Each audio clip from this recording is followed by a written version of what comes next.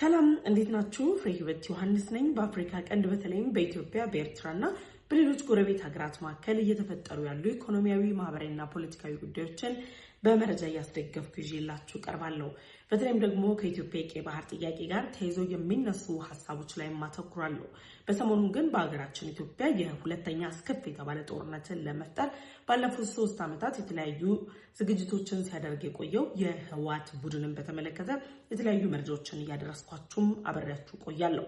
በዛሬው ቆይታችን በሁለት አንኳር ጉዳዮች ላይ ነገር ግን ደግሞ እነዚህ ሁለት አንኳሮች ጉዳዮቹ አንዳቸው ከሌላኛቸው ጋር በቀጥታም ይሁን በተዘዋዋሪ መንገድ የሚገናኙና የሚመለከታቸው በመሆናቸው በጋራ አድርጌ አቀርብላችኋለሁ።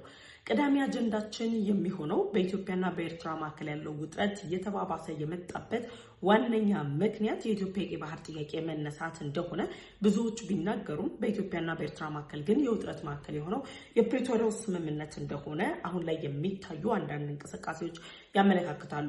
ታዲያ በሸራሪና ከተማና በሌሎች የትግራይ ክልል አካባቢዎች ላይ እየተንቀሳቀሰ የሚገኘው የህወሓት ቡድንን የጦር መሳሪያ በማስታጠቅና ሌሎች ድጋፎችን እያደረገ አጋርነቱን ሲገልጽ የነበረው የኤርትራ መንግስት ህወሓትና የኢትዮጵያ መከላከያ ሰራዊት ውጊያ ካደረጉ ወይም ደግሞ የተኩስ ልውውጥ ካደረጉበት ጊዜ ጀምሮ በባለስልጣናቶቹም በኩል ሆነ በሌሎች ተቋማቶቻቸው በኩል ይፋዊ ምላሾችን ሳይሰጥ ቆይቶ ትናንትና ማምሻውን ላይ ግን ሻቢያት ኦንላይን በተባለው ድረገጻቸው በኩል የማስታወቂያ ሚኒስተሩ አዲስ ሀሳብ ይዘው ብቅ ብለዋል። የማስታወቂያ ሚኒስተሩ እንደ ወትሮው በራሳቸው ኦፊሻል የፌስቡክ ወይም ደግሞ የኤክስ ገጽ ላይ ማስቀመጥ የሚችሉትን ሀሳብ በሻቢያት ኦንላይን ላይ ያስቀመጡበት ምክንያትም ደግሞ ሌላ የፖለቲካ አንድምታም ተሰጥቶታል። ምንድነው መልእክቱ? የኤርትራና የህወሓት ግንኙነት ከዛም ባለፈ ደግሞ የኢትዮጵያ ፌደራል መንግስት እንቅስቃሴን በተመለከተም መረጃን ይዤላችኋለሁ። ሁለተኛ መረጃችን አድርገን የምናየው በትግራይ ክልል ያለው የሁለተኛ ዙር ጦርነት ወይም ደግሞ ወደ አደገኛ እና አስከፊ ወደተባለ ጦርነት እያመራ የሚገኘው ውጥረት ወደ ለየለት ጦርነት ከማምራቱ አስቀድሞ አንድ ዓለም አቀፍ ተቋም ለፌደራል መንግስቱና ለህወሓት ተመሳሳይ የተባለ ጥሪን አቅርቧል። ይህ ጥሪ መቅረብ ብቻ ሳይሆን ህወሓት እያደረገ ያለው እንቅስቃሴ ህገወጥነቱን ዓለም አቀፉ ማህበረሰብ ጭምር መረዳቱን የሚያንጸባርቅ ኦፊሻል የሆነ ደብዳቤ ነው እንግዲህ ይፋ እየተደረገው። ይህ ተቋም ማን ነው? ምንድነው ሲያስተላልፈው መልእክት የሚለውን ይዤላችሁ ቀርቤያለሁ። ለዩቲዩብ ቻናል አዲስ ከሆናችሁ የደወል ምልክቷን ተጭናችሁ ቻናልን ሰብስክራይብ በማድረግ ቤተሰብ እንድትሆኑኝ ጋብዛችኋለሁ። ከዚህ ጋር ተያይዞ ግን አንድ ልነግራችሁ የምፈልገው ነገር እንደዚህ አይነት ሀሳቦችን በቀን አንድ ጊዜ ከማምጣትም በተጨማሪ በየሰዓታት ልዩነት አዳዲስ መረጃዎችን የማቀብልባቸው ሌሎች የማህበራዊ ትስስር ገጾች አሉ። ሌሎች የማህበራዊ ትስስር ገጾች የምንላቸው ላይም ሁሉንም ፍሬህይወት ዮሐንስ በሚል ስም የምጠቀም በመሆኑ በምትጠቀሟቸው የማህበራዊ ትስስር ገጾች ላይ በሙሉ በስሜ ያሉ አካውንቶችን በመክፈት ወይም ደግሞ የተቀመጡ አድራሻዎችን በመጠቀም መረጃዎች በፍጥነት እንዲደርሳችሁና ቤተሰብ እንድትሆኑኝ የምጋብዛችኋለሁ። አብራችሁን ቆዩ። እንግዲህ አሁን በቀዳሚነት የምናነሳው መረጃ ወይም ደግሞ አጀንዳችን የሚሆነው የኢትዮጵያና የኤርትራ ትልቁ የውጥረት ማዕከል የኢትዮጵያ የቀይ ባህር ጥያቄ ወይም ደግሞ በአሰብ ወደብ ላይ ያነሳችው የይገባኛል የታሪክና የሕግ ባለቤትነት ጥያቄም እንደሆነ እየተነገረ ባለበት በዚህ ወቅት ላይ በኤርትራ መንግስት ከፍተኛ ድጋፍ የሚያገኘው የጦር መሳሪያ ድጋፍ ወታደራዊ አመራሮቻቸውን ጭምር ወደ ትግራይ ክልል በመላክ አሁን ላይ ባለው ጦርነት ላይ ኤርትራ በቀጥታ ተሳታፊ መሆኗን ያሳየችበት እንቅስቃሴ እያደረገች ባለችበት በዚህ ወቅት ላይ አቶ የማነ እንግዲህ የወቅቱ አጀንዳ ህወሓትና የፌደራል መንግስት ውጥረት ወይም ደግሞ እነሱ የኤርትራ ጀነራሎች በትግራይ ክልል የሚያደርጉት እንቅስቃሴ በሆነበት በዚህ ጊዜ ላይ የቀይ ባህር አጀንዳን ይዘው ብቅ ብለዋል።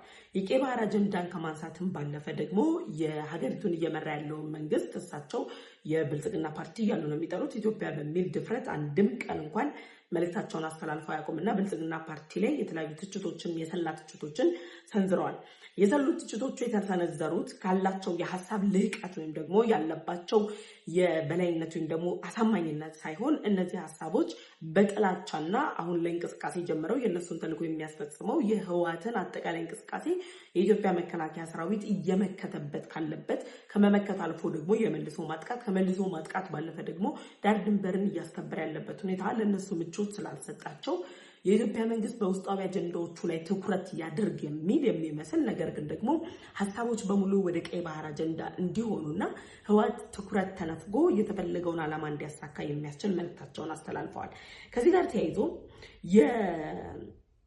ኤርትራው የማስታወቂያ ሚኒስትር ተናዳፊነታቸው የሚታወቅ ነው። ከዚህ በፊትም በተደጋጋሚ በኤክስ ገጻቸው ላይ ኢትዮጵያን በተመለከተ መልእክቶችን ያስተላልፋሉ። መልእክቶች ማስተላለፍ ብቻ ሳይሆን በኢትዮጵያ ላይ ሐሰተኛ ክሶችን ከሚመሰርቱ የኤርትራ ባለስልጣናት መካከልም በቀዳሚነት የሚጠቀሱ ናቸው። በሌሎች ሀገራት የውስጥ ጉዳይ ላይ ጣልቃ ትገባለች፣ በሱዳን የእርስ በርስ ጦርነት ላይ በቀጥታ ተሳታፊ ነች የሚሏት ኢትዮጵያን እነሱ ለማበጣበጥ እየሄዱበት ያለውን ርቀት ግምት ውስጥ ሳያስገቡ ኤርትራ የሌሎች ሀገራትን ሉዓላዊነት የማትነካ የራሷን ሉዓላዊነት አስጠብቃ የሚቀጥል ሀገር ናት በሚለው አንደበታቸው በኢትዮጵያ ውስጥ ጉዳይ ላይ ገብተው ጀነራሎቻቸውን ልከው ግን ትግራይ ክልል ላይ ጦርነት ለመቀስቀስ እየሰሩ ይገኛሉ።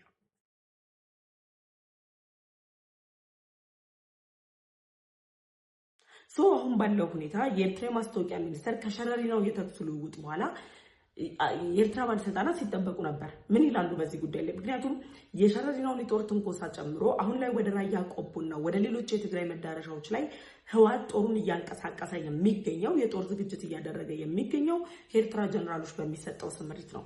የህወሓት የጦርነት አካሄድ 4 ኪሎን የመመኘት ጉዳይ ብቻ ሳይሆን የኤርትራ መንግስትን ፍላጎት የማሳካት ነው። የኤርትራ መንግስትን ፍላጎት ደግሞ እንዴት ነው የሚያሳኩት ብለን የምናይ ከሆነ ተላላኪነት ሚናቸውን በመጠቀም ነው። ስለዚህ አሁን ባለው ሁኔታ ላይ የኢትዮጵያን የቀይ ባህር ጥያቄ የውስጣዊ ችግሮቿን ከመፍታት ይልቅ ውስጣዊ ችግሮቿን የሚሉት እነሱ በቀጥታ እየደገፉት ያለው ህወሓትን እርምጃ ወስዶ ኢትዮጵያ ከማሳረፍ ይልቅ ከህወሓት ጋር የተባበሩ ታጣቂ ኃይሎች ላይ እርምጃ ከመውሰድ ይልቅ የቀይ ባህር ጥያቄን እያነሳች እየፎከረች ነው የምትገኘው። ስለዚህ የህወሓትን ችግር ልትፈታ ይገባል የሚል ሀሳቦችን ያነሳሉ።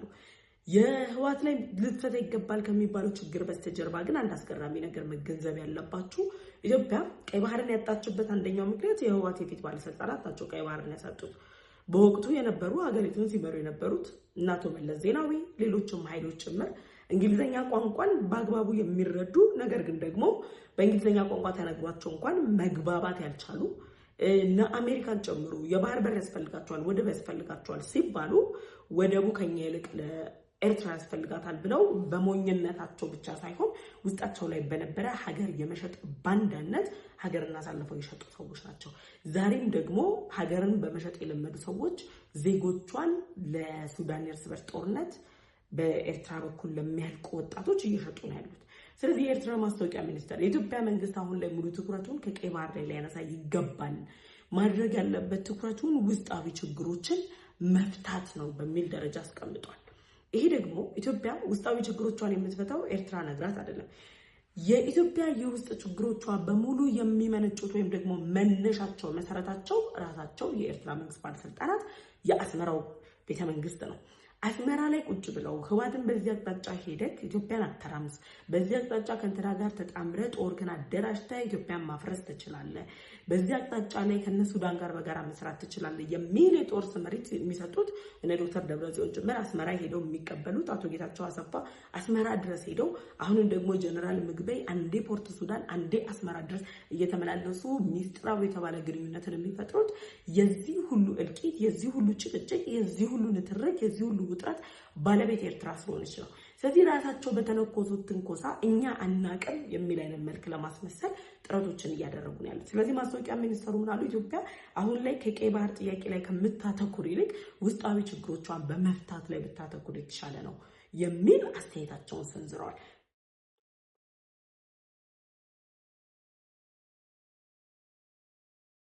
ውስጣዊ ችግሮቿ ብለው እነሱ ያስቀመጡት በአምስት ምክንያቶች ኦር ደግሞ በአምስት አይነት መስመር የኢትዮጵያን መንግስት አስመሳይነት፣ የማታለል፣ የተሳሳተ መረጃ ማቅረብ፣ ደግሞ የቅዠት፣ ከዛ በተጨማሪ ደግሞ ፕሮፓጋንዳን የሚሰራ የሚል አምስት አይነት እንትኖች ወይም ደግሞ ዘርፎች ለኢትዮጵያ መንግስት ተሰጥቷል። በነገራችን ላይ በትግራይ ክልል ባለው ሁኔታ ላይ ጽምዶ ፈጥራቸዋል። ህዝብ ለህዝብ ግንኙነት ሲባሉ ማስታወቂያ ሚኒስተሩ ናቸው አንዱ የፈጠርነው ህዝባዊ ግንኙነት ነው ወታደራዊ ጥምረት አይደለም በማለት ለረጅም ጊዜያት በኤክስ ገጻቸው ላይ ሲጽፉ የነበሩት የህወሓት ባለስልጣናትም ሲሉ ነበር።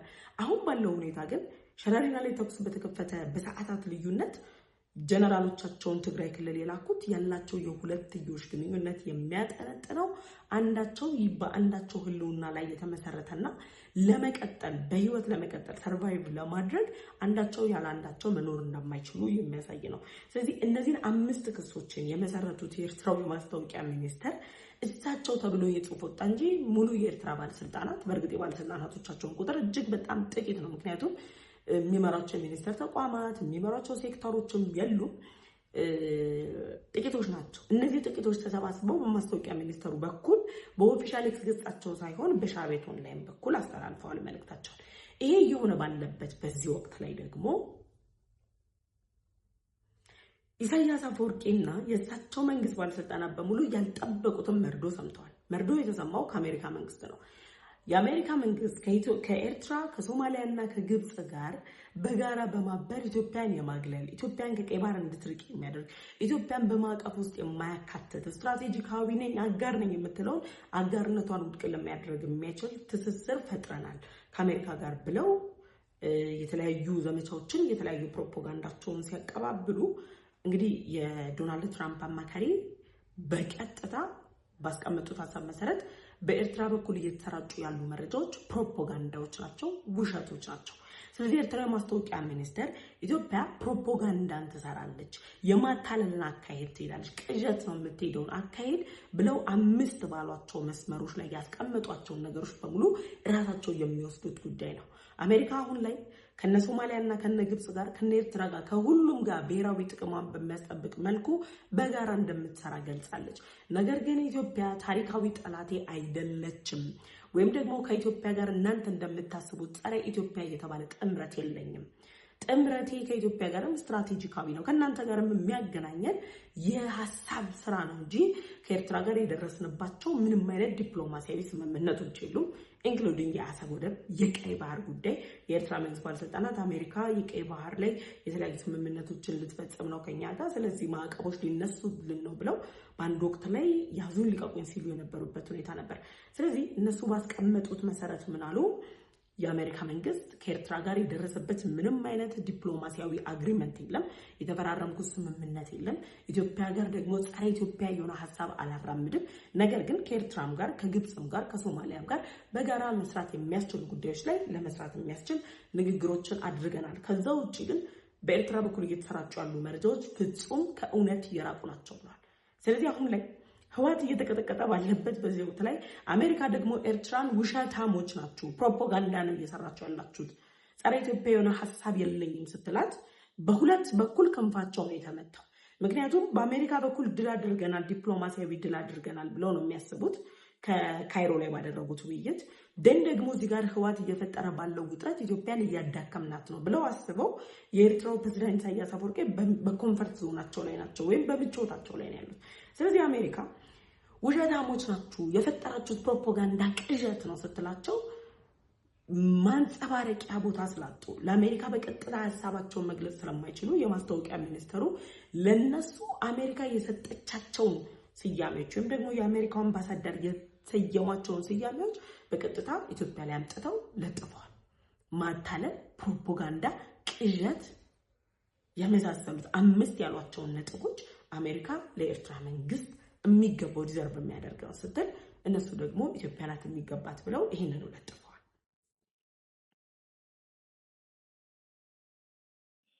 አሁን ባለው ሁኔታ የአሜሪካ መንግስት ከኤርትራ ጋር በምንም አይነት ዘርፉ ሊስማማ እንደማይችል የታወቀ ነው። ምክንያቱም አሜሪካ አንዷ ህወሓት የጦርነት ነጋሪቱን መጎሰም ሲጀምር የቪዛ ክልከላን በቀዳሚነት ያወጣች ሀገር ነች። ይሄ ማለት ከህወሓት በስተጀርባ የለችም፣ ህወሓትን የመደገፍ እቅድ የላትም ማለት ነው። ስለዚህ አሜሪካ በዚህ ጉዳይ ላይ ኤርትራን ዋጋ ታስከፍላታለች። አሁን ላይ ኤርትራ በኢትዮጵያ ላይ እያቀረበች ያለችው አሉባልታ እያቀረበች ያለችው ክስ በሙሉ ሲጠቀለል በይፋ የሚሆነው ምንድነው? ራሷን የምትወስደው ራሷን የምትውጣው ነው።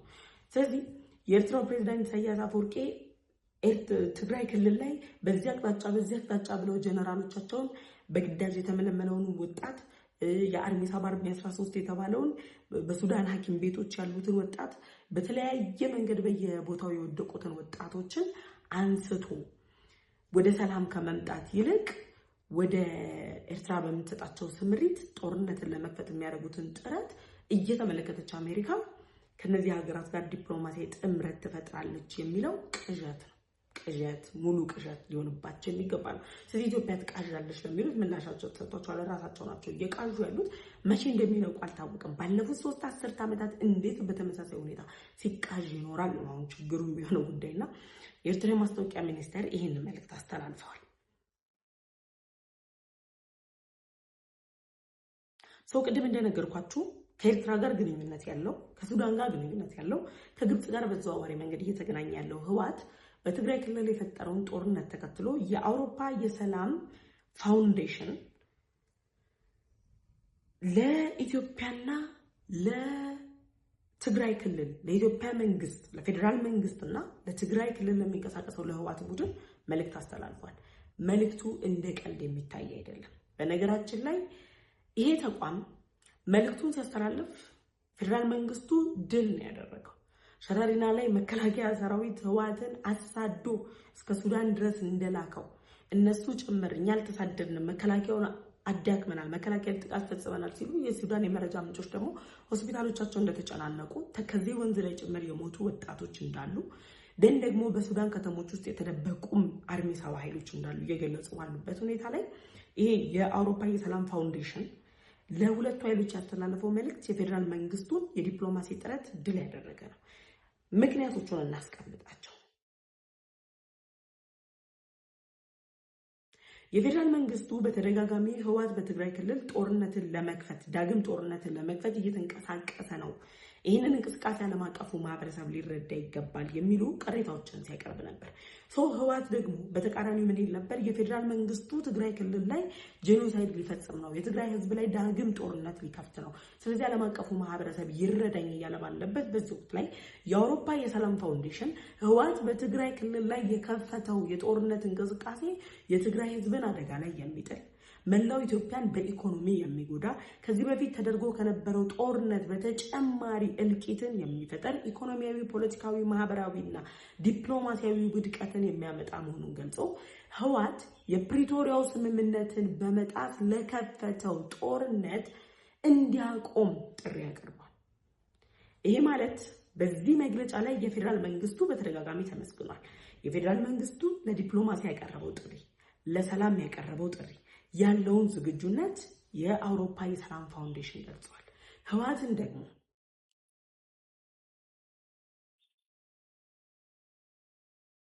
ስምምነቱን በመጣስ ትግራይ ክልል ላይ ለከፈተው ጦርነት ፖለቲካዊ አለመግባባቶችን መፍታት የሚቻለው በሰላማዊ መንገድ በመወያየት መሆን ባለበት በዚህ ጊዜ ላይ ጦርነት ናፋቂ መሆኑንና ወደ ጦርነት መግባቱ አግባብነት የሌለው ኪሳራን የሚያመጣ መሆኑን ጭምር ገልጿል።